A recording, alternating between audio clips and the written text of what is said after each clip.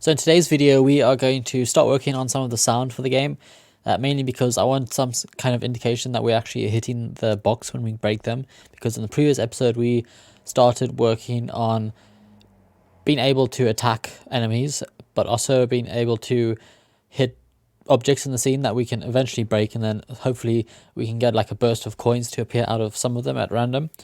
So we will carry on working with that, but before we do that, we're going to go and add in some sound effects so that we can actually see when the player is swinging the sword and it misses, and when the player swings the sword and actually hits something. So let's go and start working on that, and then once we've done that, if we have enough time, we will get back to the box and trying to only make it deduct the amount you have to hit it if you actually hit it. So because at the moment, I think in the previous video, we only made it so that when we interact with it, or when we, what is it called? When you, what's the word? When you trigger it or go through it, it picks this up and then it deducts like 1 from the strength of the box. So we're going to go and fix that. And then we will hopefully instantiate a burst of coins. And then once we've done that, we'll create a prefab out of that box. So then we can go and use it in different parts of the scene. So let's jump into it and get started. So let's just give you a reminder from what we did in yesterday's episode. Well, not yesterday, the previous one. So we can now use our mouse, but whenever we click on our character, or whenever we click on the mouse button, the left one, our player now plays like an attack animation. So that's good. That's what we want, but we only want to be allowed to attack something. So say, for example, if I go to this enemy, right now it does nothing. Collect the coin. So when we go through the enemy, you can see our player interacts with it, and our health goes down. So we want to be able to actually attack this enemy like this. So obviously now it doesn't do anything because we haven't done that, but eventually we will be able to kill that enemy. So the same thing happens with the box. When we go and attack this box or try and break it into pieces like this, we want to be able to pick that up and then eventually break it. So this box should be breaking. There you go. So at the moment, the box actually registers how many times you have gone through it. So let's see, where is our script? Do we have it? No. So on our script, we have a crate script here. And this, I think we have set it to about 4. So our strength of our box is going to be 4, but we are going to randomize this for every box. So we'll create a start method, and then whenever the game starts, depending on how many crates are in the scene, it will automatically figure out a random number and it will assign that as the strength, and depending on what that number is, that is the strength, and that is the amount of times you're going to have to hit the box. So at the moment, we're just going to leave it to 2, just so it doesn't take us long to destroy it. But let's go and start working on this. So let's put that over there, and then let's bring back our game. So what we want to do in today's video, first we want to go and add some sound, because when we play the game, you can see that nothing actually happens. Well, obviously things happen, but we have no indication other than the fact that we can see.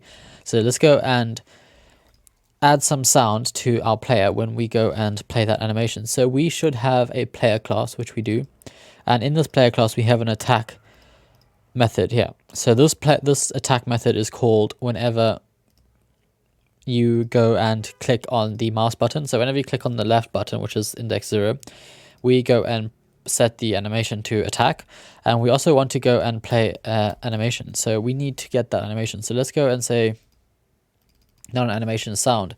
So let's copy this and say serialize field. This is going to be, I think it's going to be audio clip. I haven't done this in a while, so let's try audio clip, and this is going to be, what is it going to be? Let's see, what did we name the audio? Whoosh. Okay, so that's going to be called whoosh. How do we spell that? WH. Okay. So like that. So that's going to be that. We're going to drag that into there, and then I think we also need an audio source. So let's copy and paste that. Hold on. Okay, so we did that wrong. Let's cut that out and paste that there.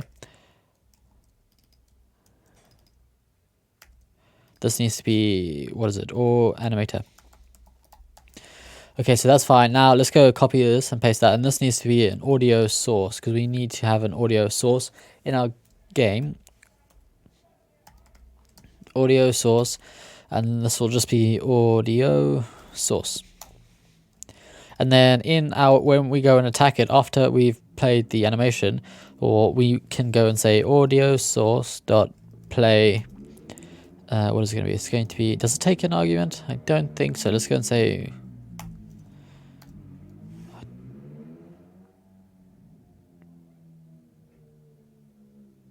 okay, so I don't, how do we play a specific, oh, I know, play one shot, that's what it is.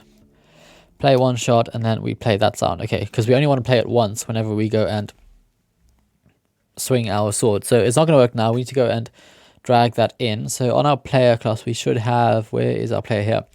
We should have a place we can drag this in there. Is this the right format?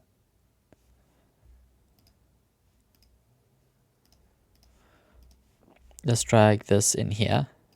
There we go. And now we need to attach an audio source to our character. So let's go and say audio source.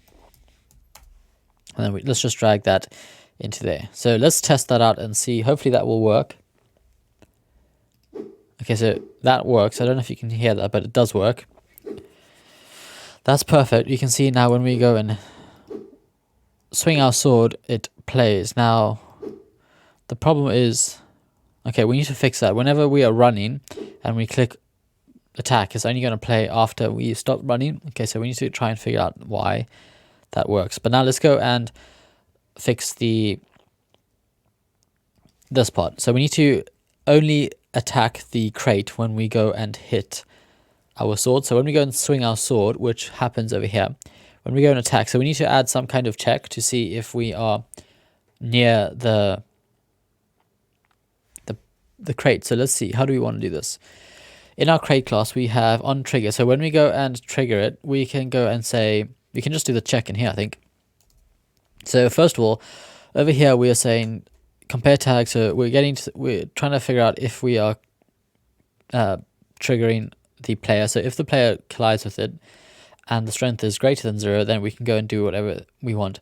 Okay, so in here, this means that the player is attacking the crate. So when we go and attack here, let's go and add a global variable here and say, I don't know if this is going to work, but let's test it out. Let's go and say public, what is it going to be? Static, public static boolean. And this is going to be called attack. Like that. And we'll set that equal to false because we're not going to attack as soon as the game starts. So we'll set that to false. And then in the player class, when we go and attack something, we can go and say global, what am I doing? We can go and say global dot attack. I keep pressing the wrong button. Global dot attack is going to be equal to true. And then we need to put in another check here and say, if the input dot get mouse button up, and this is also going to be the 0, then we can go and say global dot attack is equal to false. So we need to set that back to what it was. I don't know if that's going to work, but I mean, I feel like that should work. So let's see, that's fine. What do we need to reset anything else? Set trigger. Okay, so that's fine.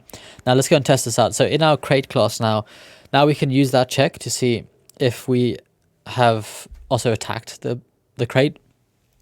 So let's go and say if the global, actually hold on, let's see.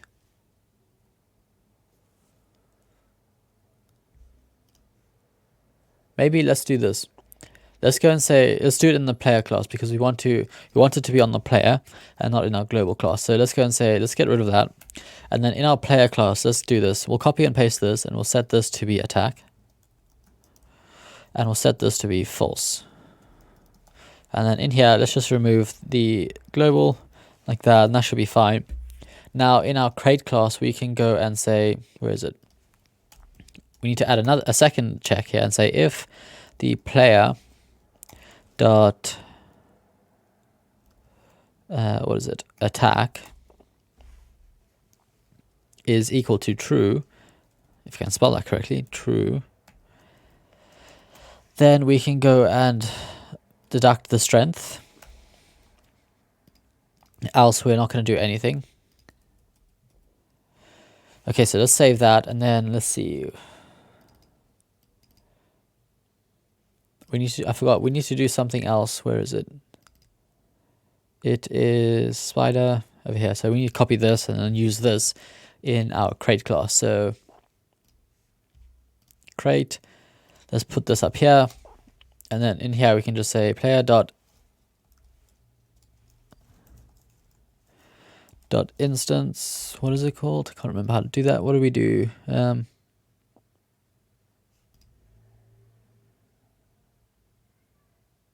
Oh no, we don't. That's it. So let's just go player.attack, and that should be fine. So let's see what this is.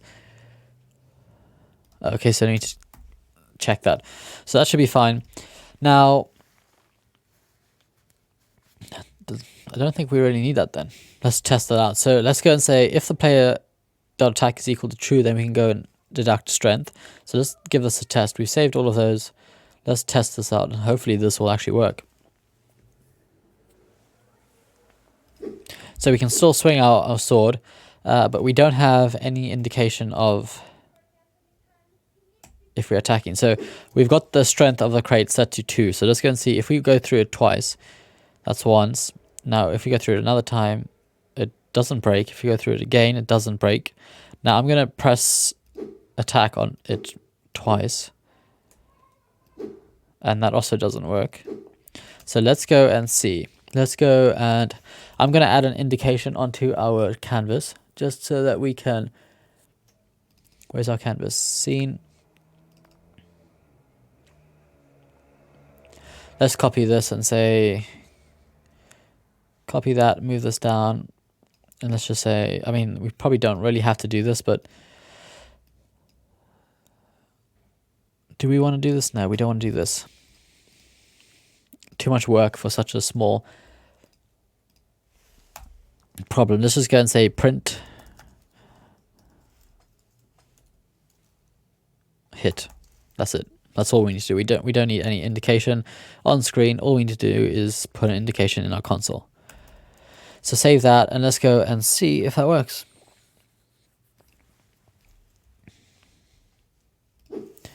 Okay, so if we go through our crate, nothing works. If we go and hit it, nothing works. Let's try and say player dot instance. I think we need to bring that back. So let's copy this. And then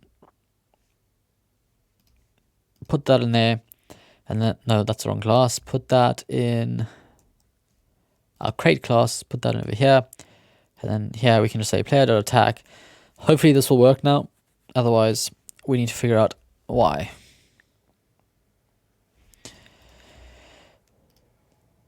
So what's this in reference to? Okay, so let's just start it again. Hopefully that will disappear. Okay, so let's test this out. So we can go here and say that's not working. Okay. That's a bit of a problem. Let's see, player, are we missing anything?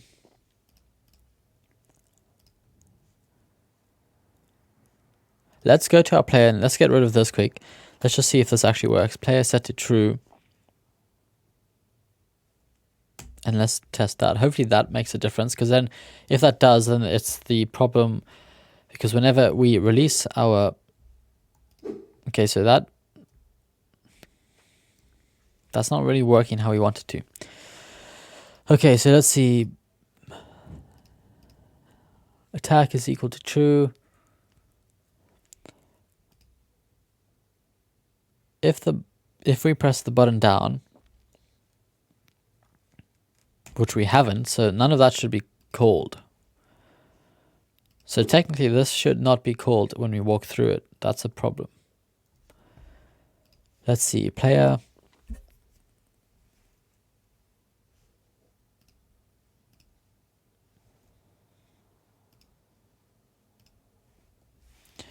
So in our update method, our attack method is being called. Now, in our attack method, if we go and say, if we press the button, which we haven't pressed the button, none of the stuff should be called. That's weird. Why is that being called when we're not even pressing the button?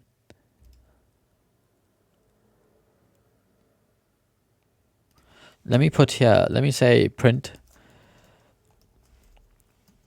attack. Now this should not be printed out because I'm not going to be pressing the mouse button when we go through the crate.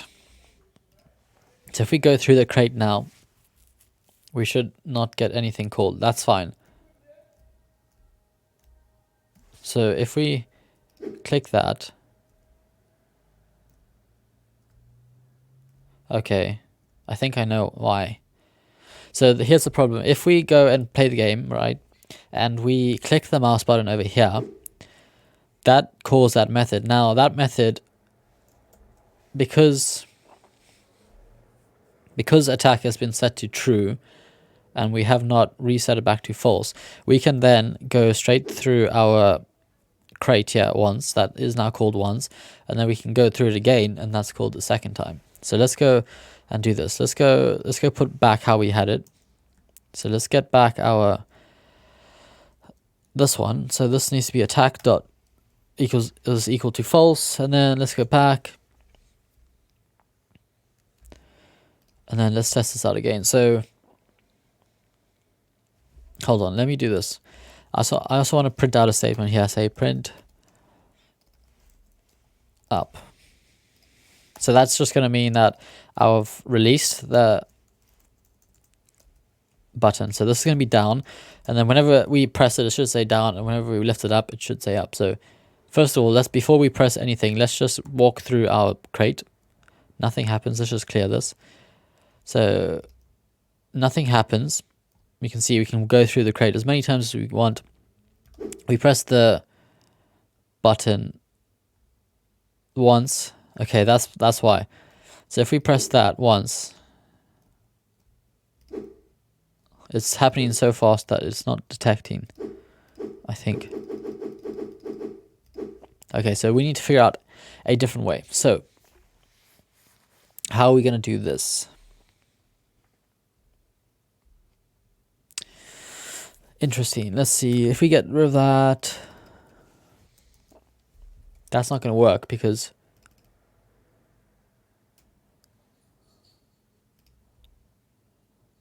is there a different one? If we say input dot get mouse button,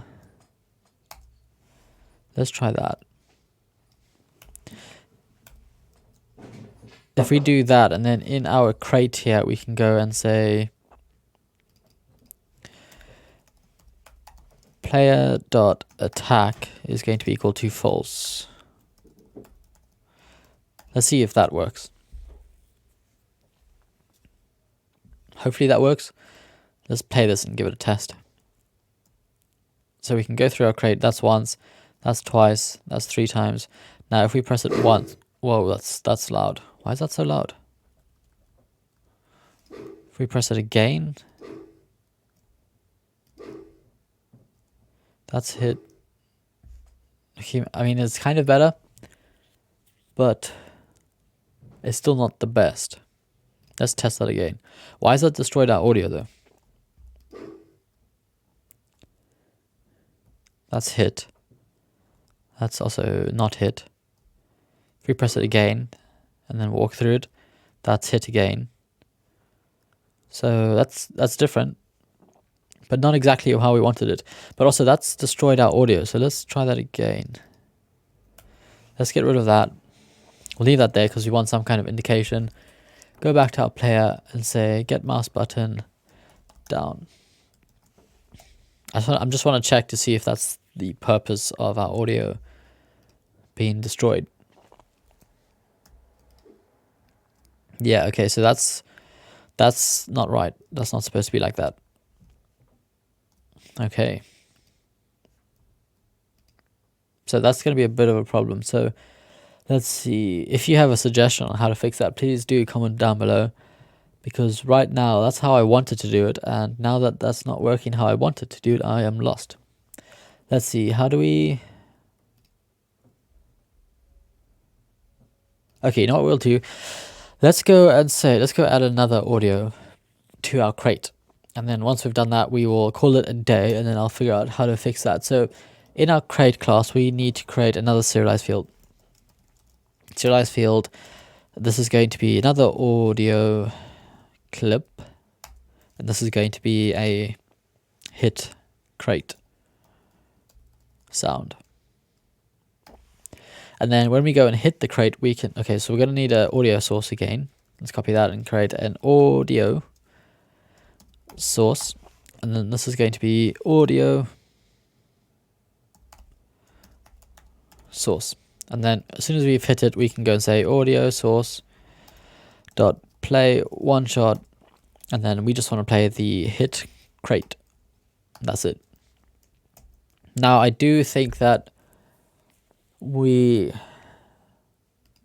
to try this. Let's create an empty object and create a audio source.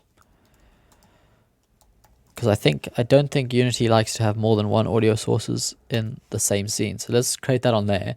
And then we can get rid of our player audio source, the one that's attached to the player, by removing that.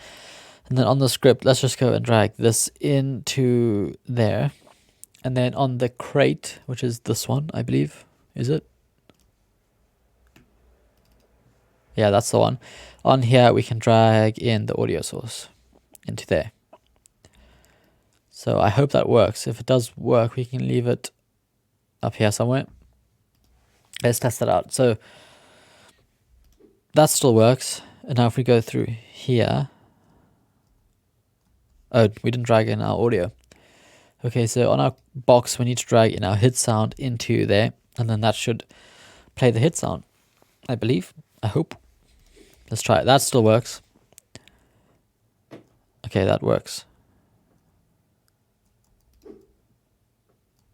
Perfect. So our sound is working, but our detection of when the player is actually attacking it is not working. So that is going to be a problem, but we will fix it in the next episode. So yeah, thanks for watching. If you made this far, please go ahead and subscribe using this button over here, and then I will see you in the next episode. Goodbye.